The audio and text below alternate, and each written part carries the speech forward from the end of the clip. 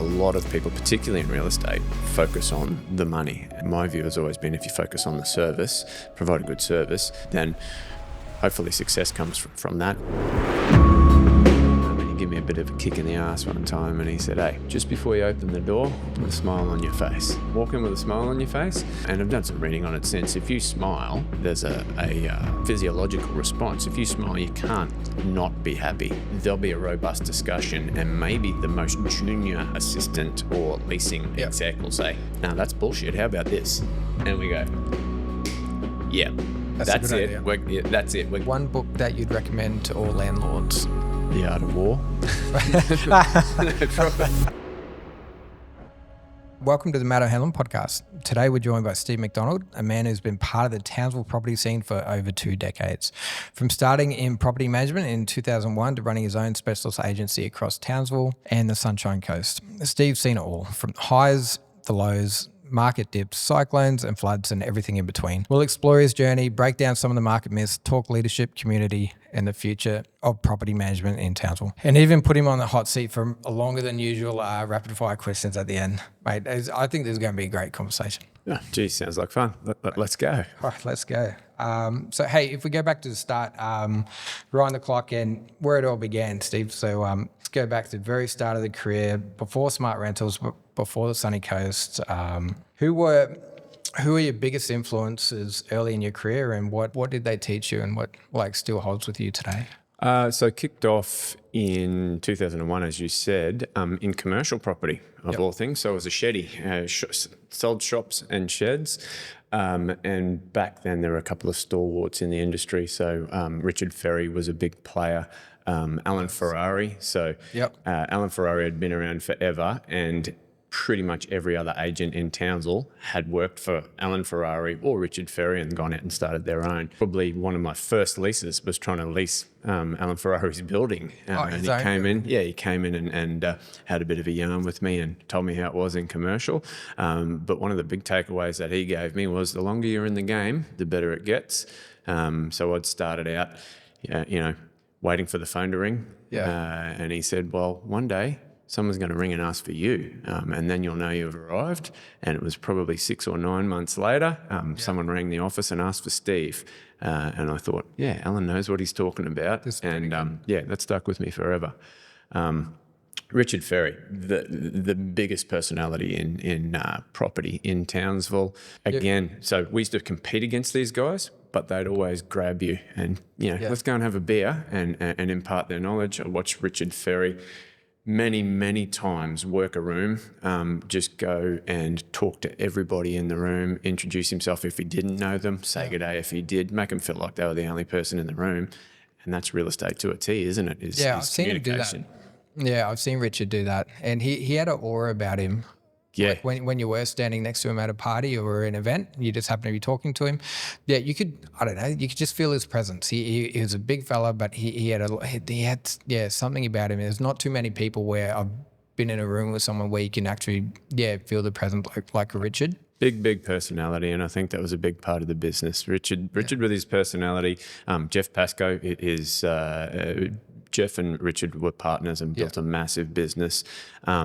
And they did so many deals. I mean, and you hear stories these days is if they're not in the office, they were down at the Great Northern and they did more deals at the pub than they did in the office. But that's how it was back in the day. That's how it was. That's when that's when I got my start with Ferry as well. Yep. And that's right. I forgot you were with Ferry. Yeah, and it was great. And you'd turn up in the morning sometimes and there'd be like, I think, it was Rich Dad, Poor Dad, he put on my desk like Richard did. So you'd read that.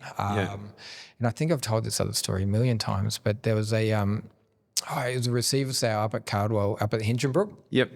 Yeah, so we went up there and pitched that for that. And so we went up there and on the way up, we stopped and got a pie and you're sitting in the back of the 7 Series, all white leather and everywhere. And he's just like, don't get anything on the seats. Don't make a mess. No, so you didn't make a mess on those seats.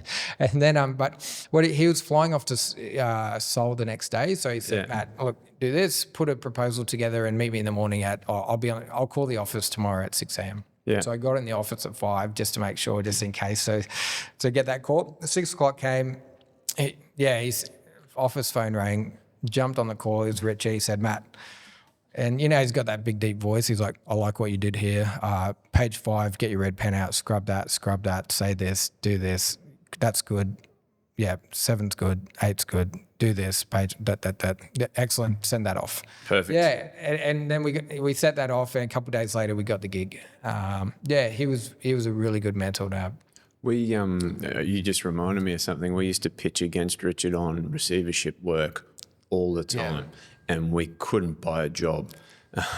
And we finally started to get some, and ended up taking on a lot of the work, especially as Richard slowed down. But we found out later that, so all the receivers were based in Brisbane. We found out later that Richard used to buy crates of mangoes, and he'd go down to every receiver in Brisbane, and each of them, he'd tell them that he bought the first crate of mangoes of the season and was presenting it to them, all 20 of them. But just the little things like that. Yeah. You know, give the gift, get remembered, and you get the business back. Yeah, 100%. And he told me, at the start, he just knocked on more doors than anyone else, basically. He got in the doors, and he got in the room, and he got influenced. So. Yeah, exactly. Yeah, he was fantastic. So that's a really good lesson. So if you could send one message back to your 25-year-old self back in the day, then like, what would it be? The first one would be buy more property. Yeah. So as a real estate agent, you've probably seen it. Some real estate agents get into property, some don't. There was always a better deal. So number one is my business partner was reluctant. So we were selling sheds and shops, and he didn't really want us buying sheds and too many sheds and shops because he didn't want us to compete with our clients. Yep. So there was a bit of pushback there. But realistically, you know, I saw some great deals. Could have put my foot on a couple, and maybe didn't soon enough, and then the deal's not as good the next time, the deal's not as good the next time. So the number one thing would be go early, go hard, because as you know, it's not timing the market, it's time in the market, and the more you have your foot on, or the more you own, the earlier the better. So definitely that. Looking back, I was young and came out of uni, probably thought I knew everything. So it'd just be a little bit of a, clip around the ear and, hey, you don't know everything. So listen to the guys that do, and maybe I would have got to where I was going a little bit quicker, or with a few less hiccups.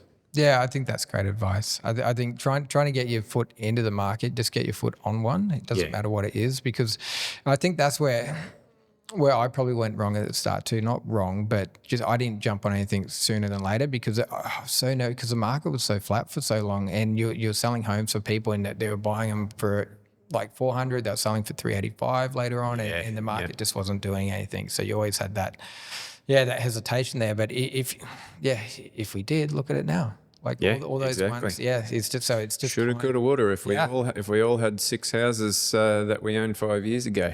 Yeah, wow. Yeah, going crazy since. Going crazy. So what was one of the hardest personal challenges that you faced early on? There was a few. Probably the biggest one as part of Smart Rentals was the 2019 floods. Yep. So it had a huge impact, a huge negative, positive, and learning impact. I'd just gone through a divorce, so I'd given away my house, all of my investments.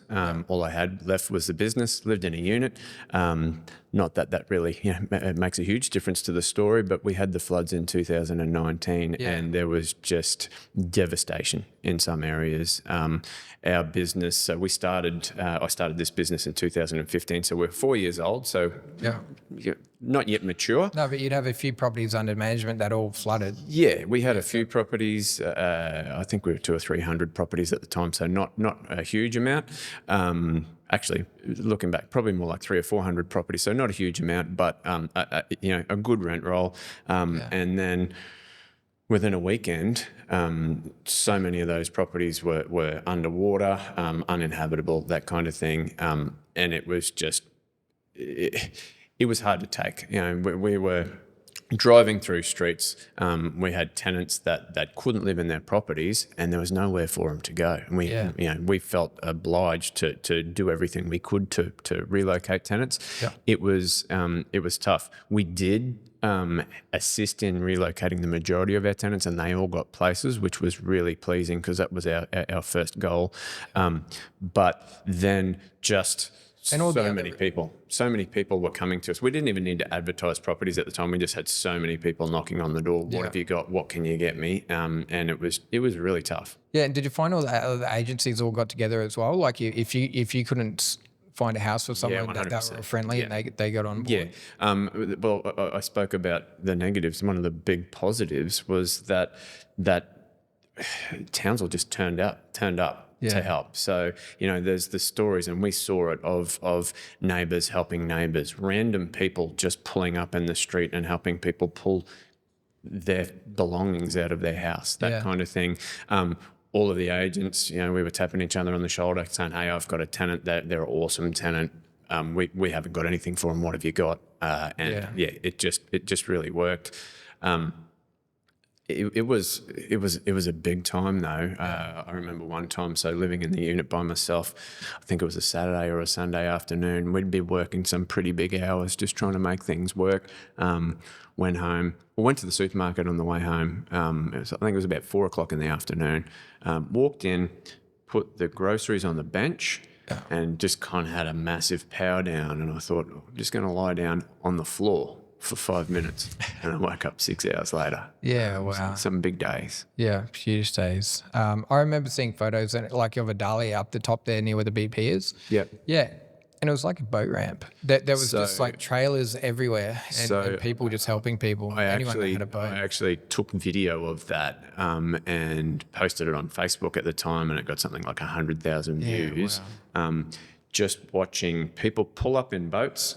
They turned that intersection into a boat ramp. They were backing boats down, filmed them driving across what is the horse paddock and the floodplains, driving across to Adalia, picking up people, saw them bringing back people and their dogs and their goods and their chooks. It was really emotional. It was just Townsville turned up, and it was really one of the things that made me proud of being part of the Townsville community. 100%. I think everyone turned up for that. Do you reckon that would have been the scariest time, like in your career, as far as property management? It was. Probably COVID was pretty scary too, because we thought everyone was going to not be able to pay the rent, and we were potentially going to lose the business because you wouldn't be able to pay the overheads and all that kind of stuff. COVID was scary. Yeah, it was scary at the start, but we adapted. I think everyone adapted relatively quickly, and it turned it into a positive. Yeah, what sort of tools during COVID did you guys start to bring into play? We started doing more online auctions as well. Yeah. Was there any technology that you guys started using after that? Luckily, when I started the business in 2015, the internet was a thing, and so I wasn't stuck with a whole lot of legacy software packages or anything like that. So when I kicked off, we were able to start off in the cloud with Dropbox or Google Drive, that kind of thing. We were doing video inspections from the start in 2015. Everything was digital. So we were using DocuSign in 2015, and a lot of companies didn't start using it till 2020. So that's when we started using it. So we were kind of ahead of the curve technology-wise. I'd like to say it's because I'm smart and really good at technology. I think maybe that could partially be true, but it's probably because we started at the right time and we had that available to us, and we weren't tied down to anything. So we, when I started it, built a system that was fully mobile. So then we come to COVID, and our team already had the ability, because we're all on laptops in the cloud, our team already had the ability to work from the road. Because you're in property management, right? You're always, same as it sells, you're always out on the road doing inspections, taking people through properties. So everybody was on laptops and mobile phones. We already did video inspections, so we could work from the road pretty seamlessly. So COVID happened, they shut down offices, and well, they didn't shut down offices, but they made us a critical response and we could do what we wanted. We decided that we didn't want to have everyone in the office because we didn't want everyone to be sick and then have to isolate. So we split the shifts and had only a couple of people in the office at any given time. But we effectively started working from home a week before we told anyone we were working from home, and nobody even knew because, down to our phone system was always connected to our mobiles. So it worked flawlessly. I'd like to say it was fantastic planning on my part, but it was probably more dumb luck. Yeah. But and not many people need to come into the office to sign anything these days. No. You'd hardly, it was maybe to collect keys and things, but that would probably... So for us, it's pick up keys only. So when we kicked off, we actually ended up, when we kicked off with zero property, started a property management business. Hey, we're going to be a huge success overnight. Obviously that doesn't happen. But when we started, I was lucky in that one of my business contacts from my commercial industrial days, who had since also become a good friend and a bit of a mentor.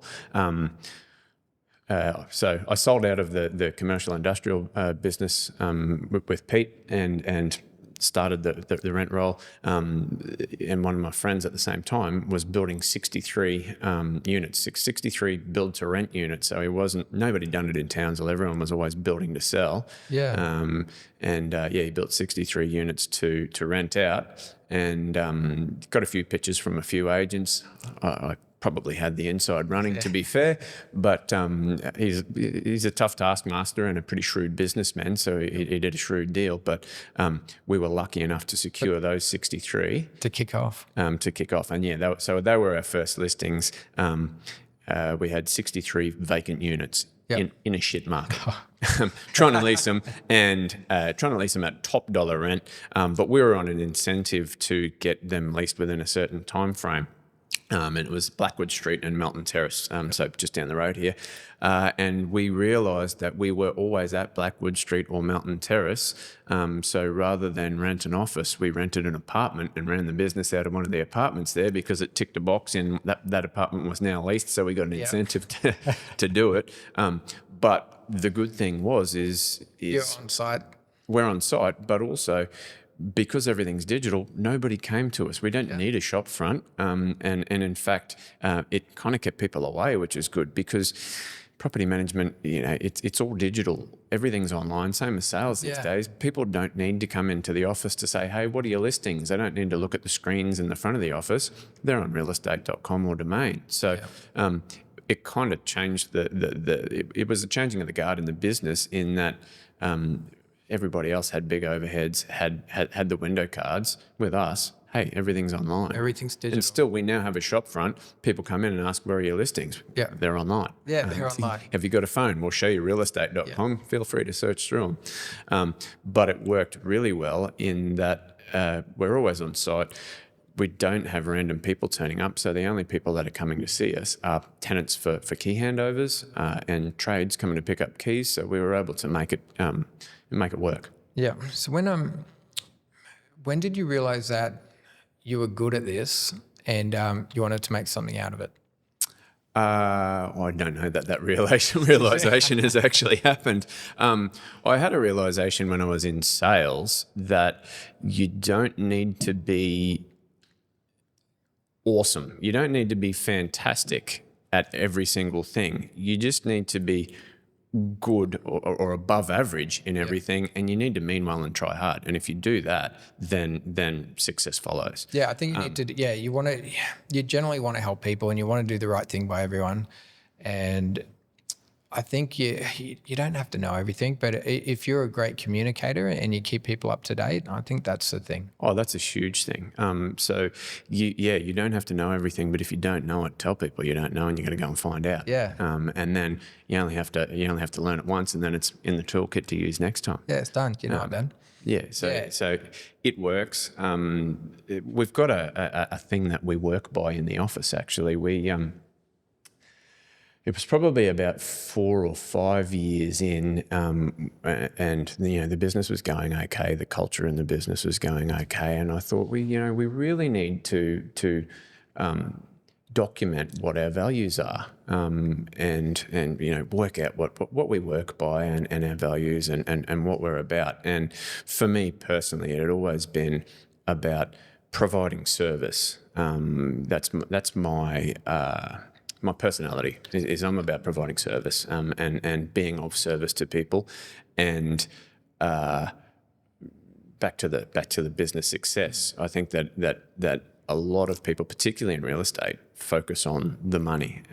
My view has always been, if you focus on the service, provide a good service, then hopefully success comes from that. Yeah, and with success, potentially the money comes. Yeah, the money will come at the end of that. I think so too. So we're 4 or 5 years in, and I was thinking about the values of the business, and I thought about my values and what I thought the business was, and then I thought the appropriate thing to do, rather than me dictate to the team what the values were, was for us to sit down, have a discussion about it, and work out where we were and what we were about.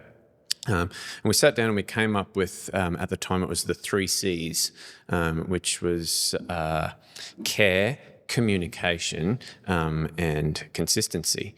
And each of the 3 C's had an inward-facing meaning for the team, and an outward-facing meaning for the customer. For the customer, yeah. So care. The inward-facing thing for care is for us, it's always been about caring for your mate. So caring for the guy sitting next to you. We've always had this thing that if all the work's done, go home. You don't need to be punching the clock. You don't need to be here 9 to 5, especially in real estate or in property management. A lot of stuff's reactive, and people have always had the ability to work from home. So I know stuff's getting done. So caring for your mate is, if your work's done, check on them, see how they're going, put your hand up to help. If someone's, has to go out to Kelso, well, I'm going out to Kelso. Anybody else need anything in Kelso? That kind of thing. And part of, again, property management is there's, it's tough. It's a tough gig. I don't think people know how hard it is sometimes, because you get hit on the head by owners sometimes, and they get hit on the head by tenants sometimes, and you guys are stuck in the middle. Have you checked for the sentiment on Facebook about property managers? Yeah, you see a note on everything Townsville saying, can I have a property manager? Then suddenly there's 220 comments, and they're all about how bad they are. Yeah, how bad they are. Yeah. So it is a tough market, yes. Mind you, I really believe that's a small percentage of people that actually think that. Oh, yeah, and they're probably the lunatic tenants. It's 98% of people are good people and appreciate things. But yeah, so it's a tough market. There's people throwing spears at you from outside. So you don't want to be in an office where there's any kind of conflict or any kind of issues inside. So we've always talked about the office being a safe place. You come in, and we're a team, and we work together, and we help each other. Yeah, and you got each other's backs. We got each other's backs, and we have a laugh. I mean, it's got to be fun, because what are we here for if it's not for fun? So that was internal. The external focus on care is walking a mile in people's shoes. So the big one that I use that whenever anyone starts with the business is, if someone's not paying their rent, rather than knock, knock, knock, why aren't you paying your rent? Or phone call, why aren't you paying your rent? You haven't paid your rent. You need to pay your rent. We got to get the money. It's hey, Mr. Tenant, you've been a fantastic tenant with us for 18 months now. Everything's been on time. Everything's always been great. Your inspections have been great. Noticed you're a little bit behind in your rent.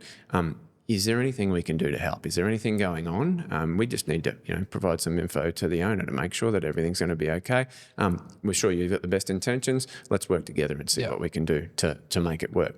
Just that kind of thing. Just be nice. Yeah, be nice. Be empathetic rather than transactional, because it's about relationships. Yeah, we find that on the sales side of things. I think in our world, people call it like commission breath, because they're just out there for the deal. They don't really care about the person. So Yeah, 100%. So going back to the 4 C's, that was the care. The next one is communication. So the external focus on that is easy. It's the biggest gripe from anyone in property, whether it's property management, sales, is I don't have any communication. I don't know what's happening with my property. For you, it'd be, I don't know what's happening with my offer. They had a whole lot of people through. Nothing's happening. I don't hear anything. So it's about responding to people and responding to people in a timely fashion. So we have a commitment that we will respond within 24 business hours, usually same day. And the response may not be the solution to their problem, but the response will definitely be, hey, I've received your email or I've received your phone call. I'm on it. I'll sort it out and I'll come back to you when I am. They just want to know that they've been heard, or the questions, actually been, they've been heard and it's being looked into. Yep. The internal version of communication is close the loop. So it's if something happens and I need you to do something, you tell me when it's done. And again, if you're going out to Rasmussen, let me know when you're going, because I might need something in Rasmussen. And it's just making sure that everyone's aware of what everyone's doing and how we can help each other. Pretty straightforward. I would say though, these days there's a bit of I was going to say an issue, but it's probably a difference in that young people don't necessarily want to make phone calls.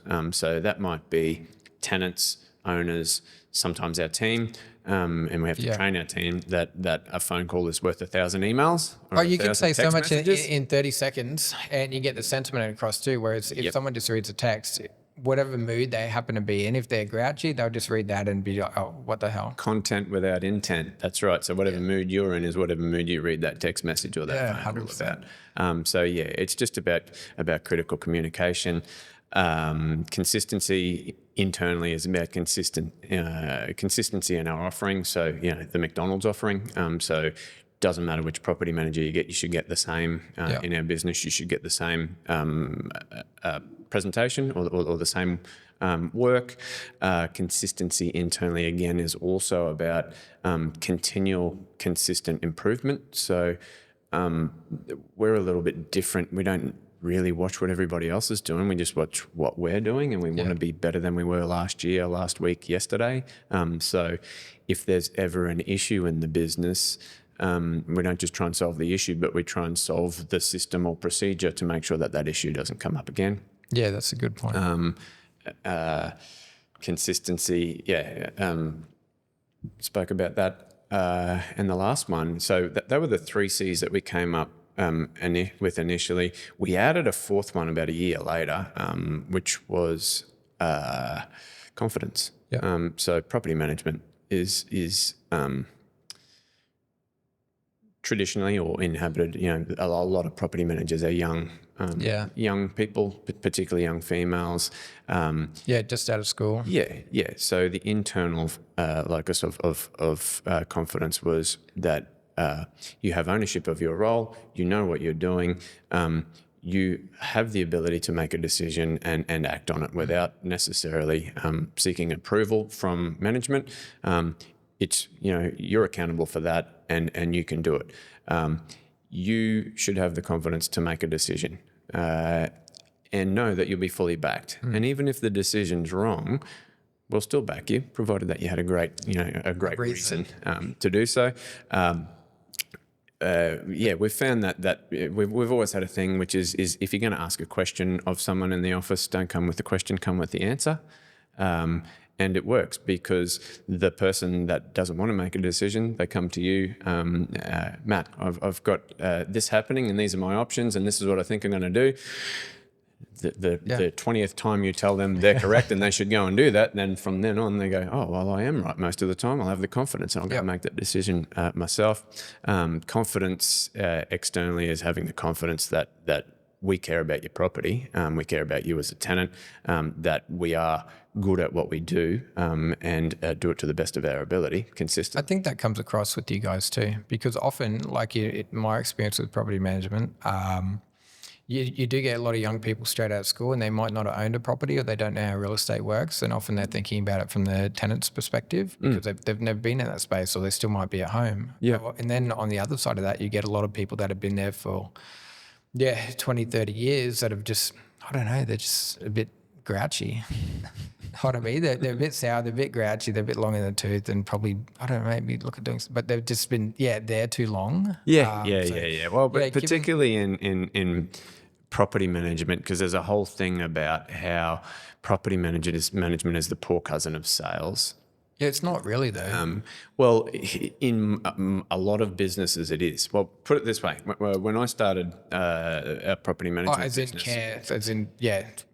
it's the poor cousin of sales. So the unhappy staff member in property management is someone that's been there forever, and they've been plugged away. But really, the unhappy staff member comes from the way real estate is structured. So if you look at real estate in regional Queensland and perhaps across the country, there's a good real estate agent. He's a selling agent.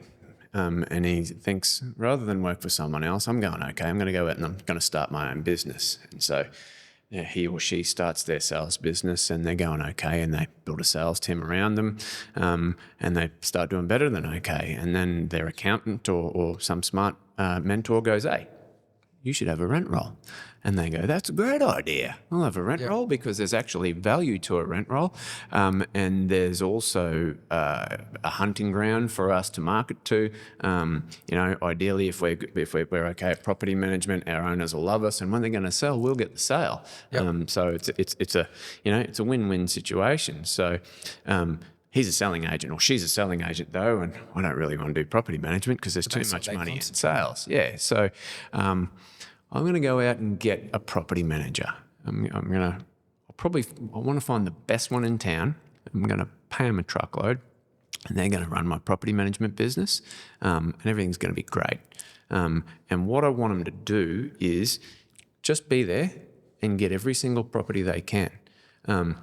And that's the start of the issue, is that they put on that property manager, and that property manager might get some great properties. Doing really well. Really well done. Yeah, the selling agent sells a property. It's a bit shit, but hey, we want to manage everything because we're going to get the sale down the track. So sign that one up too. Yeah, sign that one up too. Then a few more, and all of a sudden, there's some good properties. There's some not so good properties. The not so good properties are generally not so good for a reason, and maybe it's socioeconomic. Maybe they're surrounded by housing commission or something like that. That's pretty structural. That's not going to change. Maybe it's the owner doesn't want to spend money on doing them up because it's only got tenants in it. Why would we have to do that?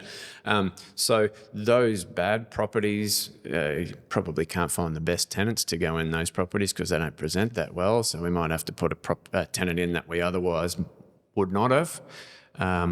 And then all of a sudden it starts, and then you've got a tenant that's late on rent, an owner that won't pay for maintenance. Yep. Yeah. And it'll just snowball from there. It starts to snowball, and that great property manager who had a whole lot of great properties, a lot of their focus is spent on the bottom end properties. In fact, probably 80% of their focus. So that, the squeaky wheel gets the grease, and it's combative because they're fighting with an owner to get money. They're fighting with a tenant to get the rent. And so they start to dislike their job. But the issue is they dislike their job, but they're focused on looking after the bad properties, and the good properties don't get the management they deserve. Yeah, so then they'll look at going elsewhere because they're not getting any service. Yeah, well, they're not getting service. So then one leaves, and the selling principal, who doesn't really know that much about property management, comes in and has a crack at the property manager. Yeah. And that's when the property manager, they've got a job. They're getting yelled at by their boss for losing something. They're getting yelled at by owners. They're getting yelled at by tenants. That's why they hate their job. That's why they... Yep. Yeah, you could see that. Yeah. So what's the key to that is not all business is good business. If you try and stick to only quality business, it helps you. Well, you don't get that angry property manager. It helps you build a quality team. And that's what you guys did differently, I think, from the start. You didn't take on every listing. You didn't take on every property management. You were quite selective of which ones you took on. Yeah, well, it was part of, so we were a little bit different from the start in that we were a specialist property management business. So everybody else was part of a sales agency. So our pitch is, hey, we're not in sales, so we're in property management. We kind of have to do it better than everybody else because we don't have a sales agency feeding us new business. We have to do it better. And one of the ways that we're going to do it better is by providing equality of service to all the properties. And the best way to do that is to make sure that we don't have those bottom end properties, with squeaky wheels that need all the attention.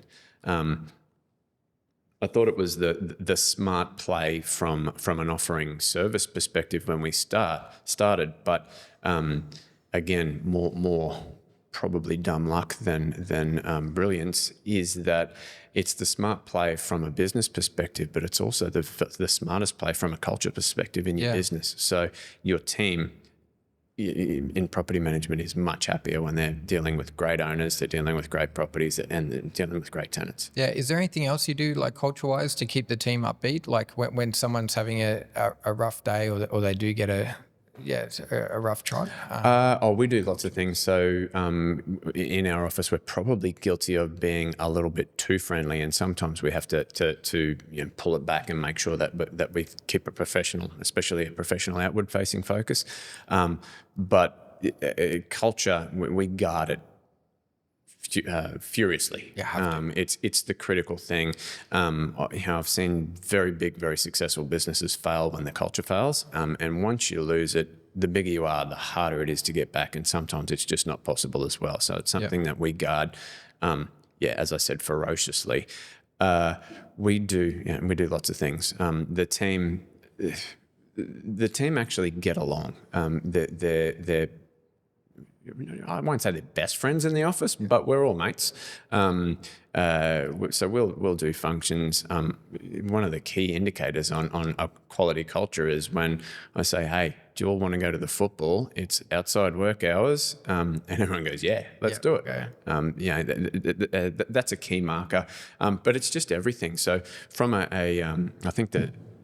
From a leadership perspective, I worked out very early, we're talking about the 4 C's, rather than dictate from the top what our fundamentals or our values were. I thought the best way to do it was to talk to the team and bring them out of the team. And just getting back to those values, what I was going to say back then was when those values came out, I thought, gee, they're exactly what I'm about personally, and that's come from my team. So have I created that, or did I create the team that created that, or did we just naturally come together? But it was a very powerful thing, and part of the throwing it to the team to make that decision really resonated with me, and that's kind of the leadership style that I've taken since. So now I'm talking about culture. We don't really, myself, my head of property management, Jean, we don't really dictate to the team how things are going to be. If we have an idea about something, and everyone is spoken to all the time about, if you have an idea on something that can improve our offering, then bring it up. And we'll go into the meeting. We have 3 team meetings, so we have a huddle every day, 10 minutes on what are you doing and where you're going to be, and just throw around so we know where everyone is and what's happening and who can help who. But we have 3 team meetings a week, 2 Monday, Wednesday, Friday, where we'll go in and, we had this issue. This issue, I think that a potential solution to this issue going forward in changing our systems and procedures is that we maybe do this. What do you guys think about that? You asked about a measure of culture.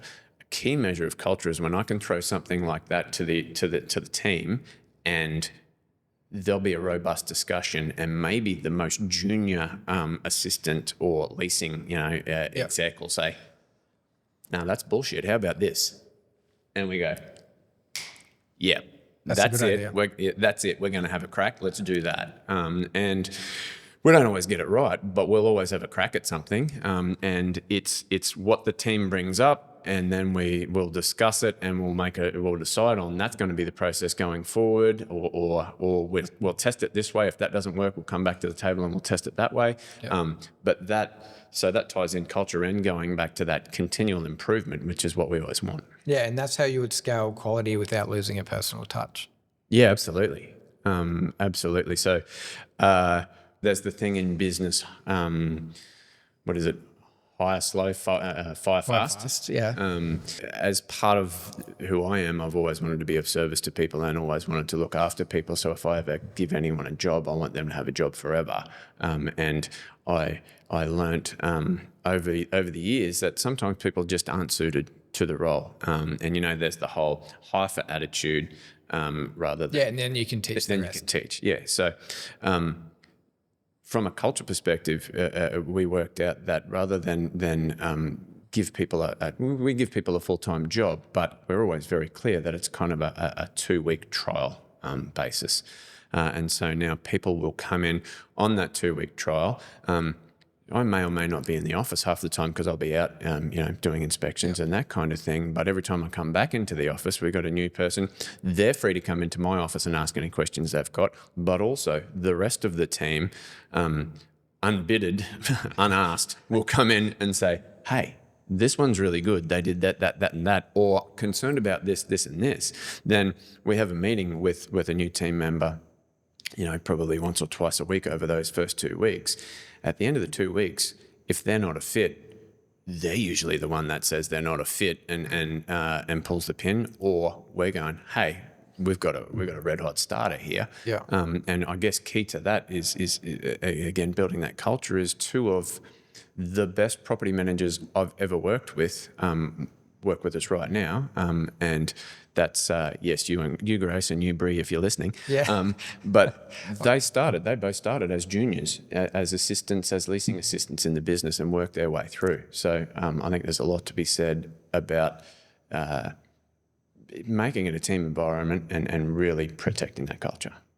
That's a really good point. So what's it's not saying like talking about Townsville then. What's like a trend that you've seen over the last 12 months in property management with Townsville? Or a surprising trend. Well, it's not necessarily surprising, but one of the things we're starting to see is people willing to share house again. So back in the day, and I talk about back in the day, so 10 years last month, we started the business. So back when we started the business, I'll use those 63 units as an example. When we started the business, they're all mainly 2-bedroom units, right? Mm-hmm. When we started it, it was something like 80 or 90% of those 2-bedroom units had 2 occupants or more. Yep. Then we went through some good times and everyone started to make a little bit of money, and it was a pretty strong economy for a fair while, and it kind of dropped back, and a couple of years ago I think it was 70. We looked at the numbers. 70% of those units only had 1 occupant, so there was a lot of spare bedrooms, and a lot of people, making enough money now that they can live by themselves. And if you extrapolate that, the housing crisis, I have a view that a fair whack of it was not that there weren't enough houses, is that there's too many vacant bedrooms, because people got used to just me or just a couple living in a 2 or 3 bedroom house. Yeah. And the trend that we've seen now is that rents have escalated to the point where it's hard to maintain a property on a single income. Because often rents, like you look at out there, like your nicer homes are like $600-700 a week. And your not so nice homes are even getting like $550 a week, that sort of thing, and not the best location. So. Yeah, that's right. And so the trend we're seeing is that people are starting to look to share again, where they, and I'm not speaking about everybody, but as a percentage, people are looking to do that again. Yeah, more younger people. Like if you've got a family, you don't want somebody else in your house.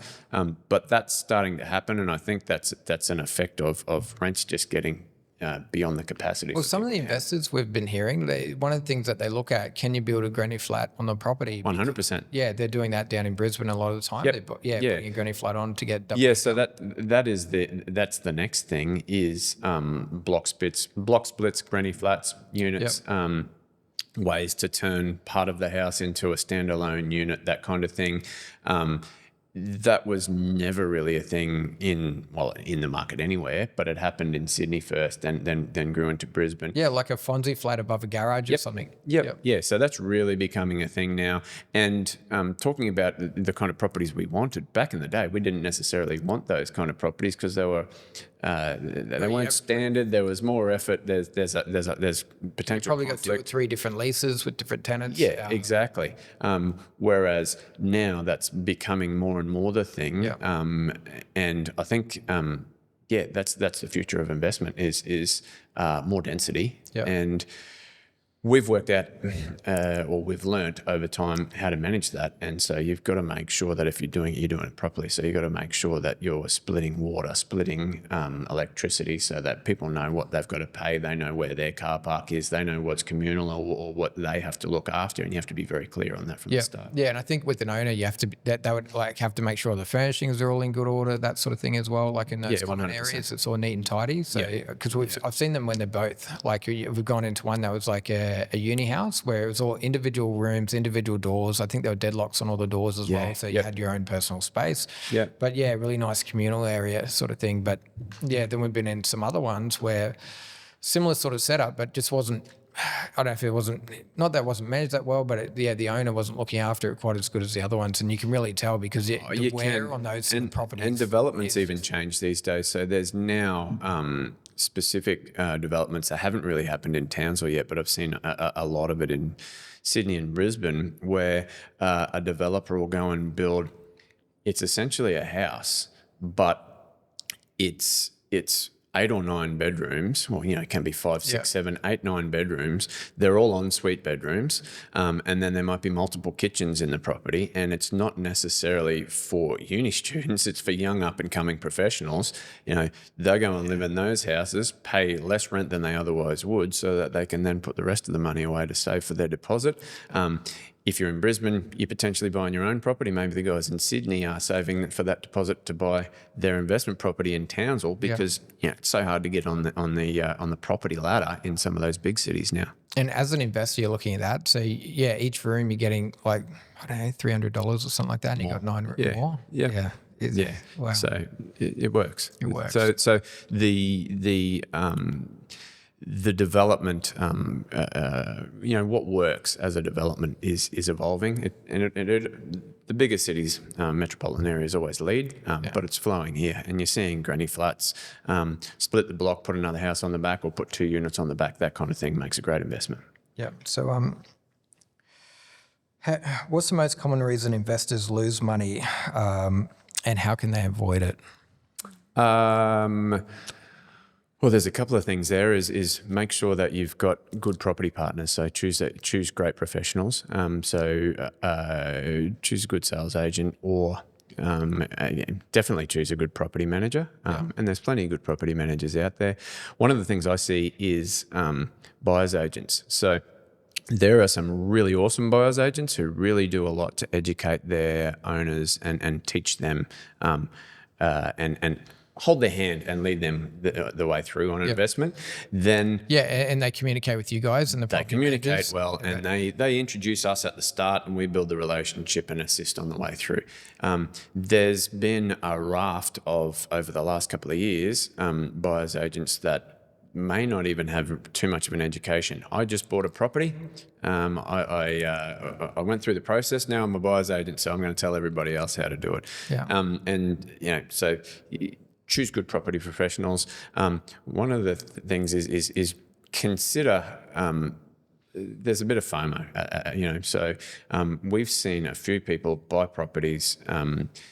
And they max out. They max out their lending. They max out their financial capacity. It's a very dangerous game, because if you don't have any money, something's almost guaranteed to go wrong. They might need an oven, or the air conditioning blows, or something like that. So every property investor knows there's always a blip.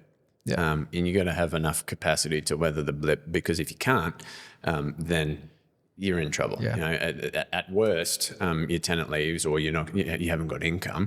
It's been very forgiving. So we've seen a few where purchasers have come in, maxed themselves out, and if you can get away with it, it's great. And a lot do, because they don't have that blip and they get through and they're okay. And we're in a rising market, so Yeah, then they build some equity in there. Yeah, so they're building equity. But then we've seen a couple where they didn't have capacity, there was a major issue and they couldn't fix it. And in some cases, they've had to sell the property. Luckily, in the cases that I'm thinking of right now, they've all sold it more than they purchased. Because the rising market is very forgiving. But yeah, that's probably the big one. Is make sure that you got capacity and make sure that you have good professionals that work with you. Yep. How do interstate buyers often misunderstand the Townsville rental landscape? What do they like? If they don't know the area that well, so they're coming in, someone's told them hey, Townsville's a hot spot, but they don't really know what they're doing. Yeah, so I think I mentioned before about some areas in Townsville aren't great. And so a Sydney buyer or a Melbourne buyer, they'll come up and they won't come up. They'll start looking at Townsville and they go, hey, there's been really awesome growth in this particular suburb. So I'm going to launch at that suburb. Yeah. And that's the driver. That's their driver, is there's really awesome growth there. So hopefully it's going to continue to grow. Yeah, they've seen something go from like 250, 300,000 to 550. Yeah, and they've seen it go through the roof, and it's going to keep going, so I'm going to jump on it. Sometimes that really awesome growth isn't necessarily in hundreds of thousands, it's in percentage, and it's had great percentage capital growth, great percentage rental growth.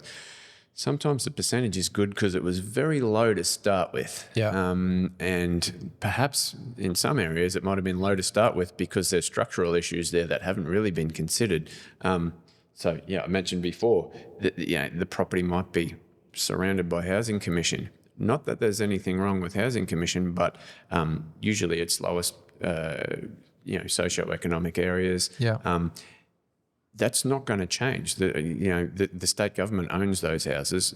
They're not going to sell, so there's not going to be a gentrification of those areas. Not in the short term. No, not in the short term. So it's pretty risky to come in. That we've seen more and more. You would have seen it over the last 3 to 4 years.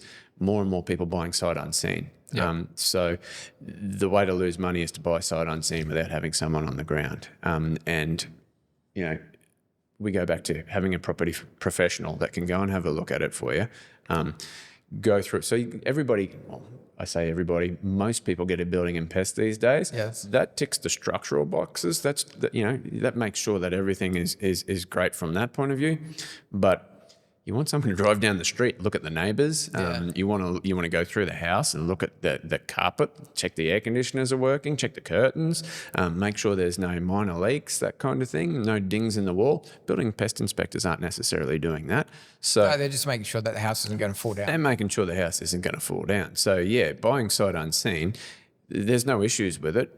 But you do have to have a property professional, boots on the ground, that can go and have a look at it for you and just make sure that... Yeah, definitely some risks with that, because you just don't know who the neighbours are. No, you absolutely And then if you are looking for a top quality tenant, is a top quality tenant going to want to live in that street or that area? That's right. Yeah, that's right. And you can Google Map stuff as much as you like, but that photo might be, those street view might be 8 years old. So it doesn't give you a current feeling. Yeah, I agree. So what's... So you've built a great team, great culture over the last sort of few years.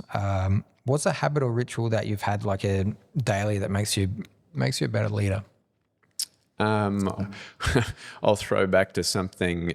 So we spoke about me earlier being young, thinking I knew everything. Yep. When I started with Peter Wheeler we were Samuel & Co back in the days. I'd come in and bring the weight of the world in with me, whatever issues might have been going on at home or the phone call that I'd just been on the car. And he gave me a bit of a kick in the ass one time and he said, hey, just before you open the door, put a smile on your face. Walk in with a smile on your face.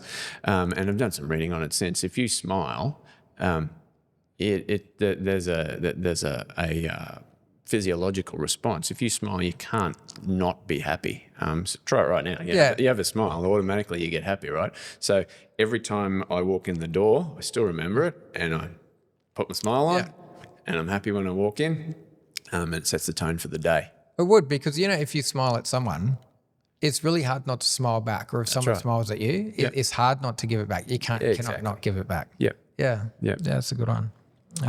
So tell me something about the team, your team that has surprised you, in a good way. Yeah, rightio. So a good one is the cyclone and the cyclone that we had. When was that? February last year, but the year before. Okay, recently. Yeah, recently. Pardon me. So we came through the 2019 floods, right? And we talked about how bad that was. But what I didn't say was we weren't really a mature business, and we're kind of fly by the seat of our pants in the way we reacted to it, because we didn't have an emergency plan. We didn't have contingencies. We didn't even have comms. And so we were making it up. And we got through, and it turned out that we did pretty well, which was... and that goes back to culture as well, and how you brought everyone along. Yeah, it does. So from there, we went, well, we need to have all those things in place, and so we put them all in place. And, we have some of the best comms, I like to think, and we're keeping our owners up to date. But we had the cyclone and potential floods a couple of years ago, and it was coming, and we'd sent out comms to everyone, all of our owners, all of our tenants, on what we needed them to do and how we needed them to respond. And that once it hit, once it hit and the coast was clear, we needed a response from them on that they were okay. We wanted to find out that our tenants were okay, first and foremost, and then we wanted to find out if there was any damage to the property, to make sure that we could keep them okay. And so cyclone's coming. And it turns out it's going to hit on a Friday. And so it hits on a Friday night. And so we're there in the office on Friday going, well, this is great. I'm going to have a cyclone hit on a Friday. Guys, I might potentially need you to work on the weekend, because we really want to make sure that everything's okay, keep our tenants looked after, and get anything done as quickly as we can, and keep our owners updated. So kind of left it at that. And then the cyclone hits, and coast is clear Saturday morning. All right, I'll go in and check the office, make sure it's not flooded or anything like that. Yeah. Rally the team, and we can get on with the job. And so I go to walk into the office. I've got the generator in the back just in case there's no power. Turns out we had power. I walk in, and half the team's there already. Yeah, wow. On the phones, checking emails, because all of our tenants were preconditioned on what we were hoping from them. And we had responses. So it was so good. Half the team was already there. The other half were already on their way. I didn't have anything to do, so they sent me to Macca's to get coffees for everyone. Oh, how nice. Turns out it was like a 45-minute wait at Macca's for coffees and breakfast.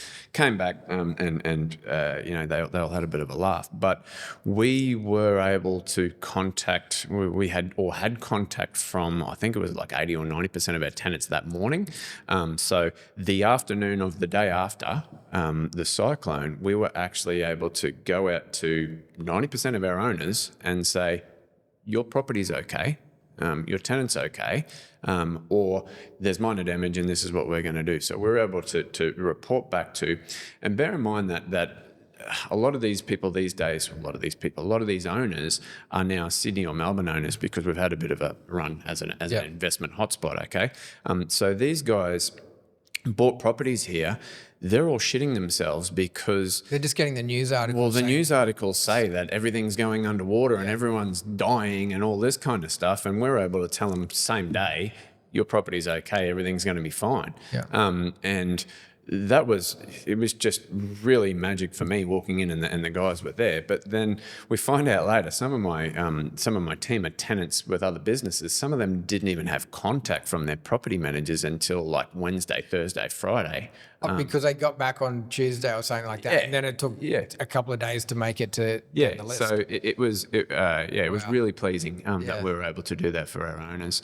Then as an aside, so we've realised that because so we had the comms plan, right? And it was this is what happens. So as far as tenants go, we're telling tenants, because a lot of tenants, defence, uni hospital, they're not Townsville people. So they haven't necessarily been through a cyclone before. So our comms to tenants is, this is what you got to do for a cyclone. You know, you got to have batteries, you got to have a torch, you got to listen to the radio. Get them prepared for it. Yeah, you know, all of the stuff that we learned as kids because we grew up in cyclone areas. You think everyone knows that. They don't. So our comms to tenants is what you got to do. And then you got to tell us that you're okay, because if you don't tell us that you're okay, we won't know. And we're going to keep asking until we find out. Also, if there's any problems with your property, you got to tell us, because we want to fix them for you as soon as possible. So that's the comms to tenants. We got that down pat. We realised, though, that it's the same with owners. None of the owners have been in. They didn't grow up with cyclones. They didn't, you know. When we were in uni, I was living in a share house, and a cyclone was going to come, and so we looked. Me and my flatmates looked at each other, and we said, "Well, cyclone's coming. Should we get some supplies?" And we each went out individually, and I think we came back with 3 cartons of beer and 4 packets of chips.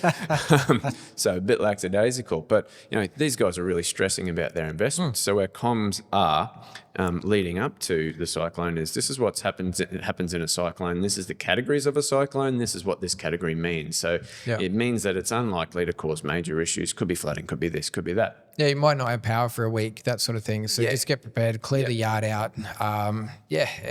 Do this. Well, this is what we need to have done at your property, but this is what we've already asked your tenants to do, and they've confirmed with us. But then we get the Townsville Disaster Management Group come on the news and say, we're evacuating Adalia. They're not evacuating Adalia. They're actually evacuating streets. A couple of streets. In Anoumba, sorry, not Adalia. They evacuated a couple of streets. The national media picks that up and goes, suburbs are being evacuated in Townsville. Let's beat it up. Politicians probably should have got on at that time and said, well, that's not the case. But hey, no, good disasters, good for public image. I can get out and talk about it. So no one in the media is saying, no, it's just a couple of streets that have been evacuated. No one in the media is saying those streets haven't flooded. So we're having to drive through those streets the day after saying, hey, we're driving through your street.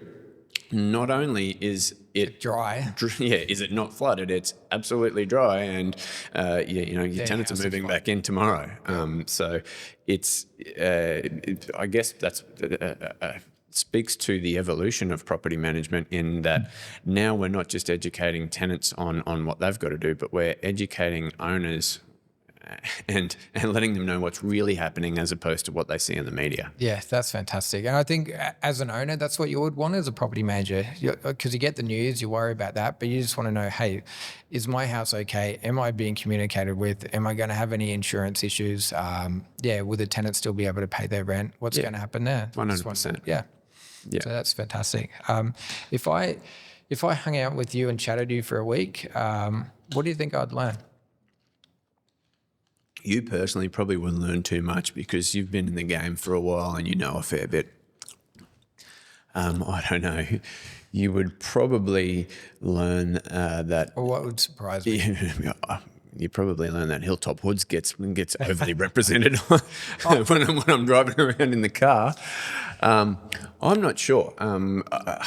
Probably the one thing that you learn is what we spoke about before, is that as a leader, is it the lazy general? I don't necessarily, or I don't at all really dictate to the team what they have to do.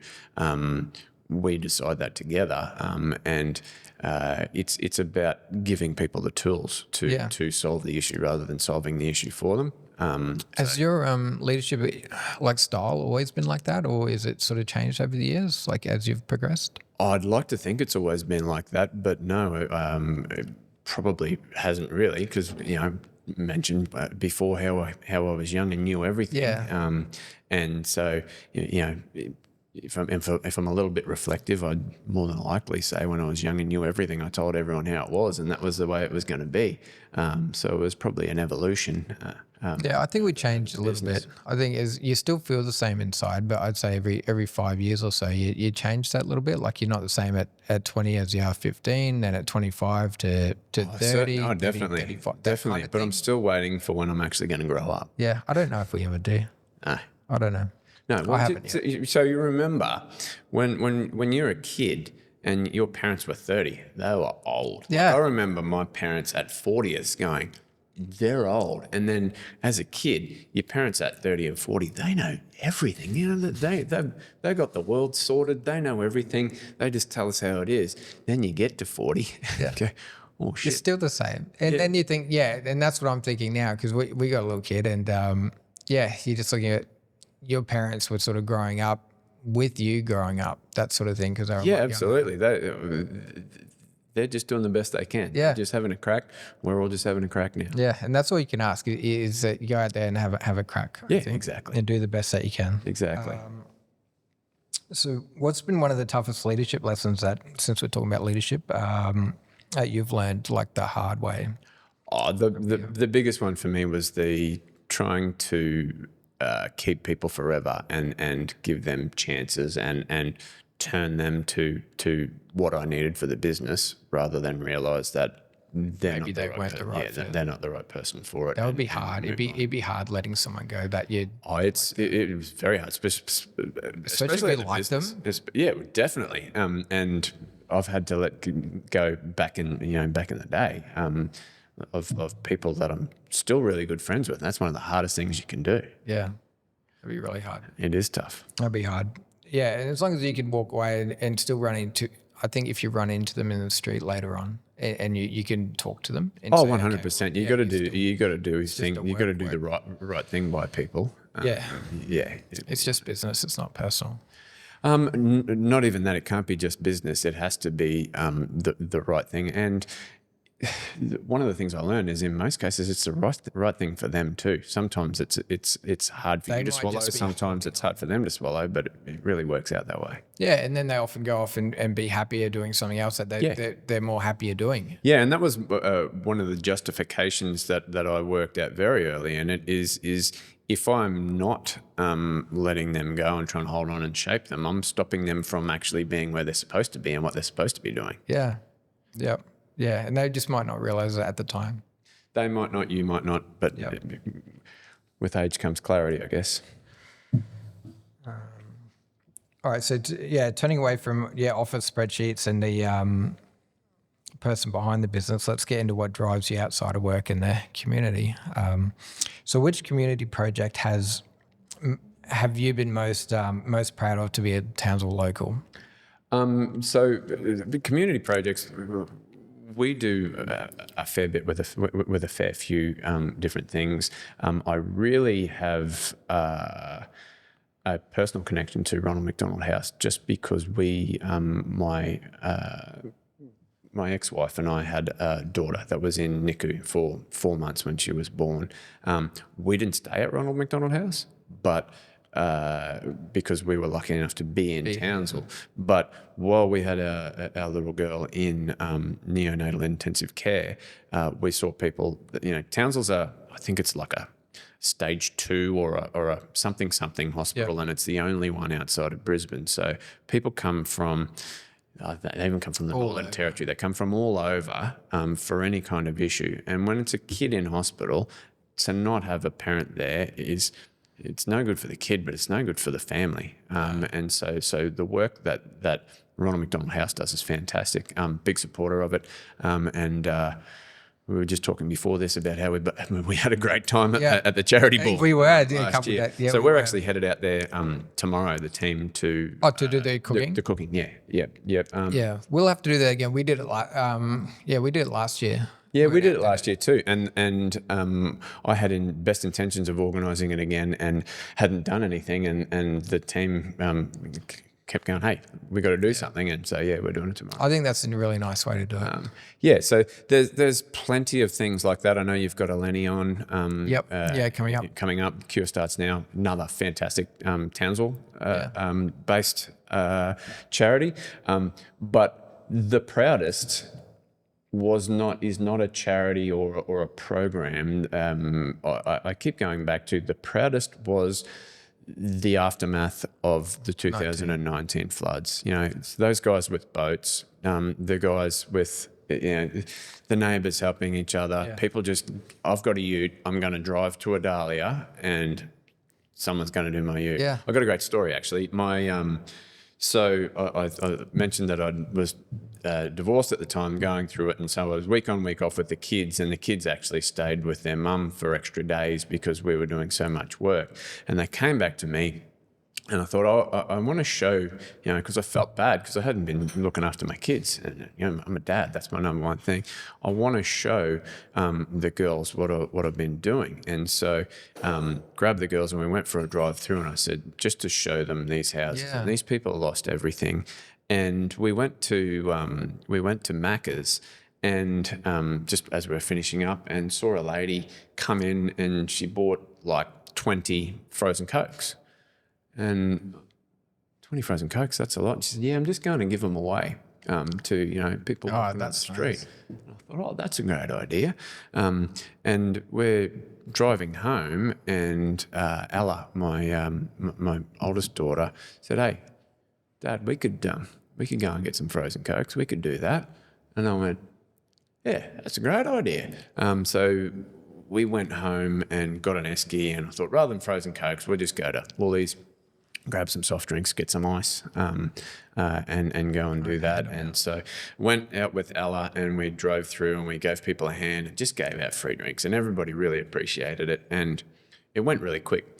And then we ran out of drinks, and Ella said, my daughter said, hey, can we go and get some more? And I said, well, yeah, sure, but it costs money. Just trying to teach her the value of $1.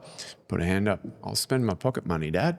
Oh, that would have been a tear. I thought, yeah, well, perhaps I hadn't been the best parent, particularly over that week, but it almost did bring a tear to my eyes. Must have done something right.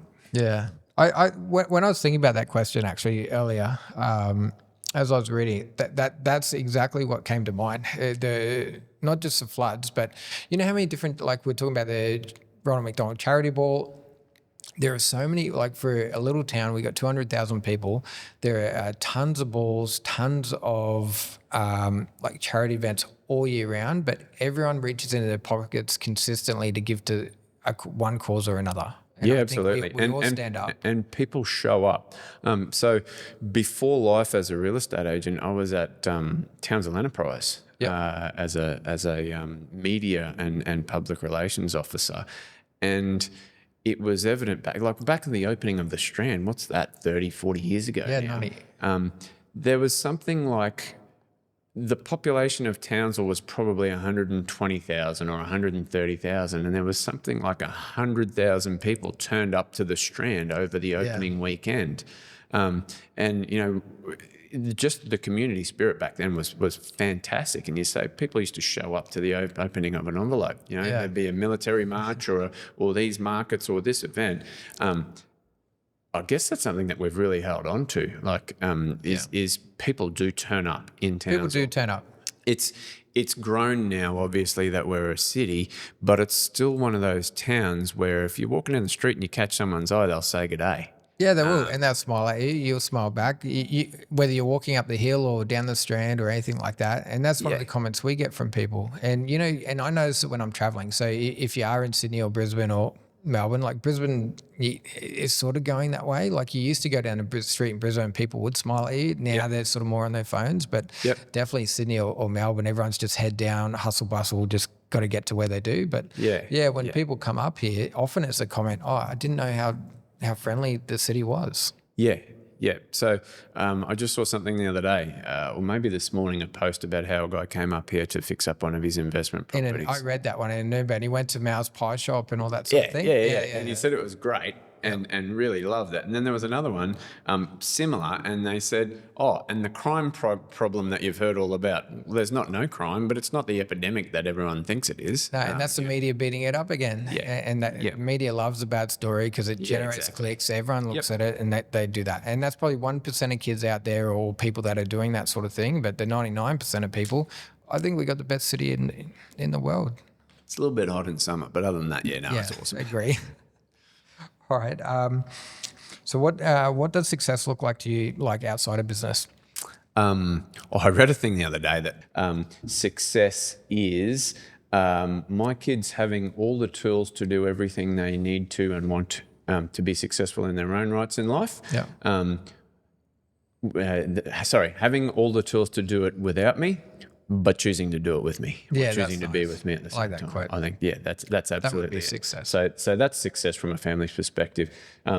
My thing is rather than material items, rather than a flashy car or a flashy house or that kind of thing, it's experiences. So success for me is having experiences, so traveling, so seeing things. I really like skiing, so doing that with my wife, Leanne, and the kids that's just magic. I think experiences are something that you remember forever. Like, Yeah, like 100%. you earn money and that'll come and go, but you're not like, you remember that trip to Italy, or you remember that trip to Fiji, or the Christmas you had on the Gold Coast, that sort of thing. Yeah, and what do they say about, the first day you get the car or the new house? It's magnificent, but then it just becomes standard, the standard for you. So it's experiences, seeing that thing or doing that thing. So what would you like to be remembered for, like with your peers? Look, I'd like to be remembered as the guy that you could rely on. That did the right thing, put his hand up to give you a hand when you needed it. If you asked for help, was always there, and was able to do it, and do it in an upstanding manner. Yeah, so if talking about cars, like if Smart Rentals was a car, what sort of car would it be? I ChatGPT'd this one, and ChatGPT suggested that we should have been a Tesla because we're modern, and equipped, and sleek. And I thought that's Tesla can only go 300 Ks or whatever it is. Nick will like that answer. And I thought it through. I think we're a Toyota. We're a Toyota Land Cruiser. I thought you were going to say that. Well, of course. So we, Sahara. I'll get to Sahara, but we're a Toyota Land Cruiser in that we're trusted, we're reliable, we'll get you where you're going. And if you're in a 300 series Sahara, we'll get you where you're going in comfort. We're modern and up to date, but we don't necessarily just take on new trends or new apps or new software just because it's new. It's got to work, and so it's got to be reliable. So it's definitely a Land Cruiser, ideally a 300 series. Yeah, perfect. Great answer. All right, so we'll just all right, so that you survived the deep dive. Are you ready for a couple of rapid fire questions? Okay, let's go. Unless there's anything else you want to chat about before we get into Not that I can think of right now. Yeah. Okay. All right. Rapid fire. So, if you had unlimited funds in Townsville, like where would you buy in Townsville? If money was no object. If money was no object, it wouldn't really matter because I've already got where I want. So I'm very lucky in that I have a house in West End that backs onto the hill. So nice position in that it's easy to get to work, easy to get to the kids' schools. That all of their work's very handy, and has a view. It's in Townsville, which is perfect. Gets morning sun. One of the I'm thinking it through though, the biggest thing that I didn't really consider is that it's on the hill. So we, my wife and I walk up the hill most days. Did you just go up the back, like out your back? Out the back door, there's probably 50 metres up the road. We're onto one of the tracks, go around and head up the goat track. And it's just magnificent. It sets the afternoon. We do it every afternoon. We'll walk up. We'll see goannas, bush turkeys, echidnas, kangaroos, lost dogs, and there's regular walkers that we say g'day to. It's fantastic. Oh, that's nice. It's really good. And it's really good for us too, because it takes us 45 minutes up and back. We push it pretty hard. We're not super fit though. We push it, but it's our 45 minutes together, where we, how's your day? Have a conversation, have a bit of a download without the kids necessarily there. It works on a whole lot of levels. All right, so that sort of answers the next question too, because I was going to say bush or beach, so that's like hill. Bush or beach? If it's bush or beach, well, my answer to that is beach. Although I guess our house is city bush. Yeah. And modern or Queenslander? Modern. Best piece of business advice you ever received? Best piece of business advice. Oh, keep the main thing the main thing. Keep it. So focus on what you do and make sure that you focus on the critical inch. So keep the that's a main good game one. the main game. Yeah. Keep the main thing the main thing. One thing you wish you'd done 5 years earlier? Buy more property. Start the business. Lots of answers to that. Invest, learn more. All of the things that have worked well. Wish I'd done them sooner. Favorite Townsville event? Favorite Townsville Cup. Townsville Cup's great. Yeah, it is great. Running festivals, is massive, and I think it's a great thing for Townsville and the Tri-Fest. But Townsville Cup It's just fun. Yeah, everyone getting dressed up and everybody into it. And we don't get a chance to dress up that often. No. So it's a good day out. Yeah, no, it's a cracking day out. Yeah, most underrated leadership skill. Most underrated leadership skill, I think it goes back to making it, building culture and making it the team, not necessarily being a dictator. So is that lazy general? That's probably it, yeah. One book that you'd recommend to all landlords? The Art of War. Maybe something like that. Look, the Barefoot Investor, any basic investment principles, Rich Dad, Poor Dad, all of those are key. I guess an investor already knows that is good debt and bad debt, good money, bad money. So focus your funds and your attention on building yourself and building your finances. Yeah, and I think good things about those books are they just get you thinking. Like you might not have that mindset at the time, but just reading them gets you thinking about that. What would that look like in your life? Yeah, I think 100%. If you could have dinner with any 3 people, dead or alive, who would they be? Oh, you're probably going to want to edit this because it's a little bit boring, but just absolutely be my wife. We That's nice. Yeah, well, we have a great time together. We love each other's company. Yeah. It's fantastic. It's not boring. It's cute. Hey, it's not cute. It's a bit soppy. I was thinking on this, and one of the other 3 people would be my mum's dad. My mum's dad was brilliant. He was a really smart guy. He was an artist. He could pull anything together and pull anything apart and put it back together again. Learned multiple languages, could play multiple instruments. Real talent. Yeah, a real talent. Could pick up songs by ear and then play them back on any number of instruments.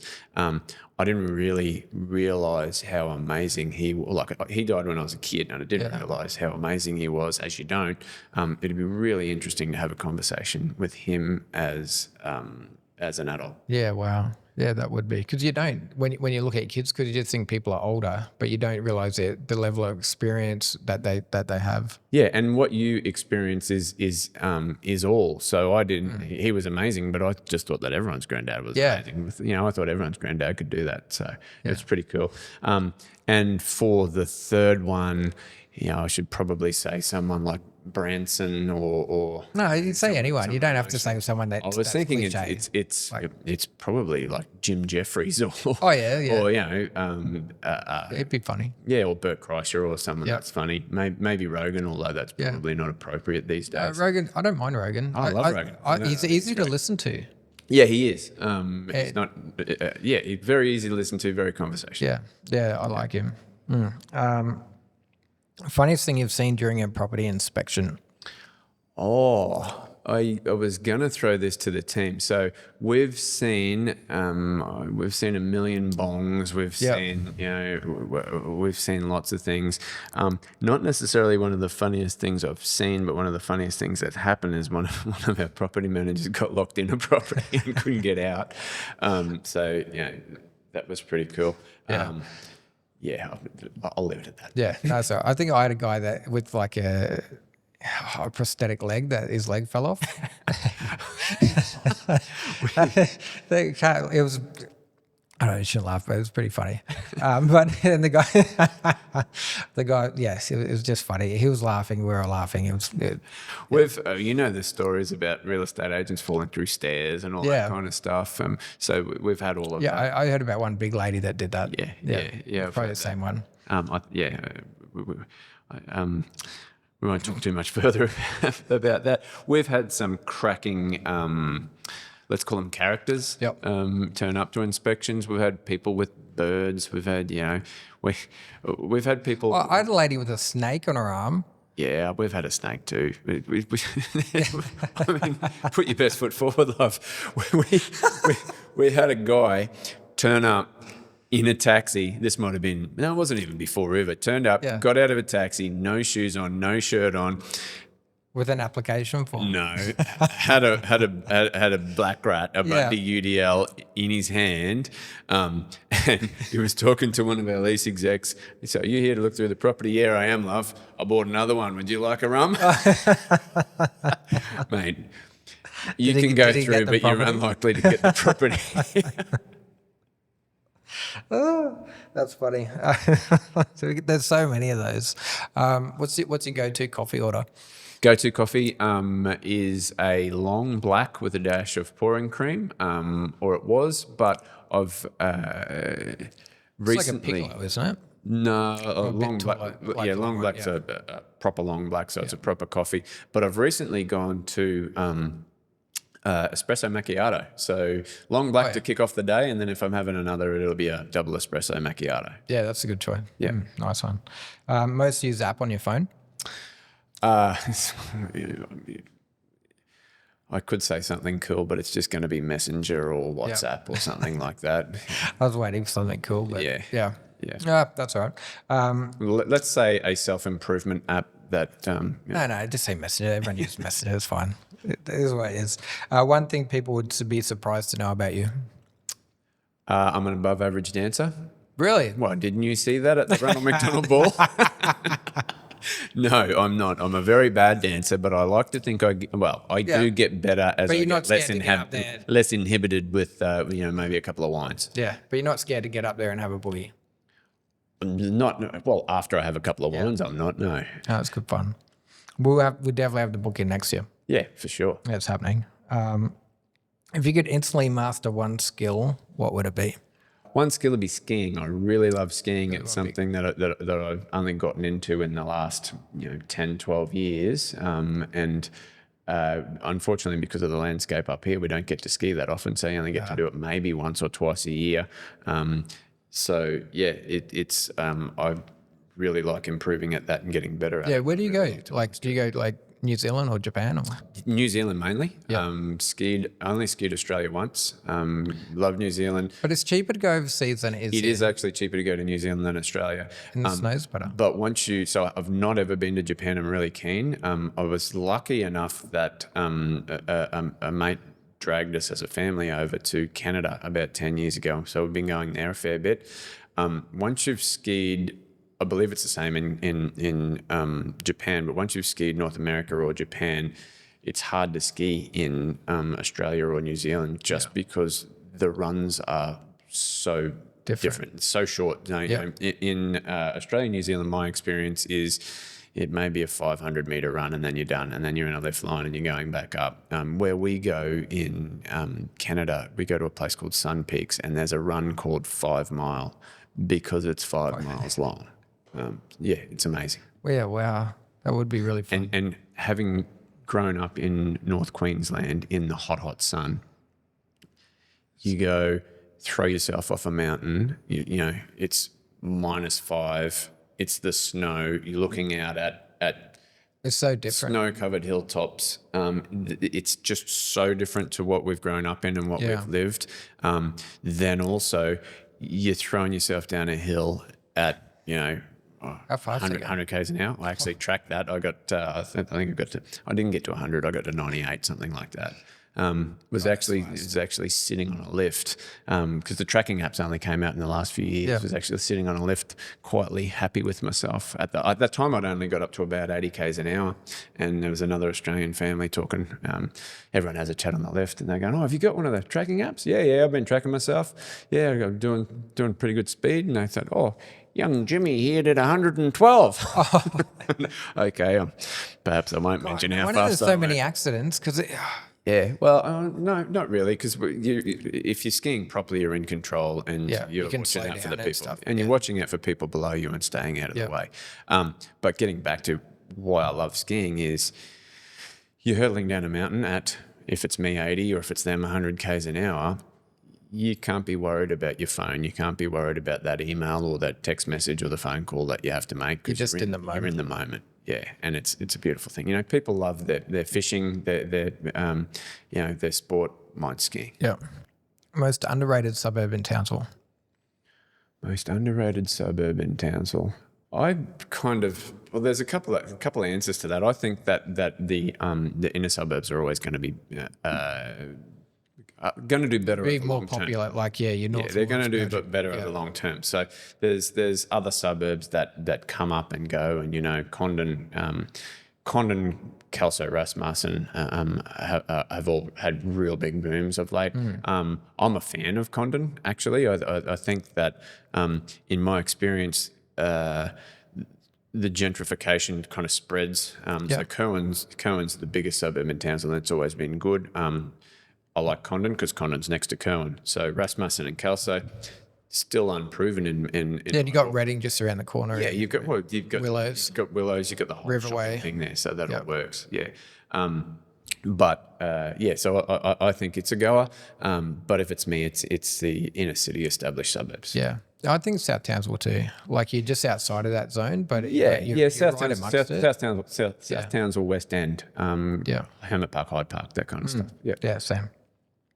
All right, what's one song that gets you pumped if you're going to get out and get on the dance floor? Or anything, get you pumped up for work.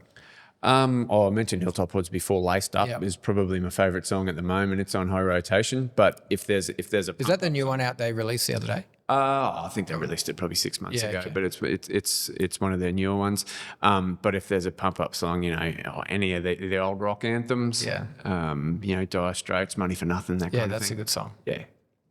Oh, mate, thank you. Thank you, Steve. Thanks very much for coming on today. No worries. Thank you very much for having me. I don't think I fucked it up too much.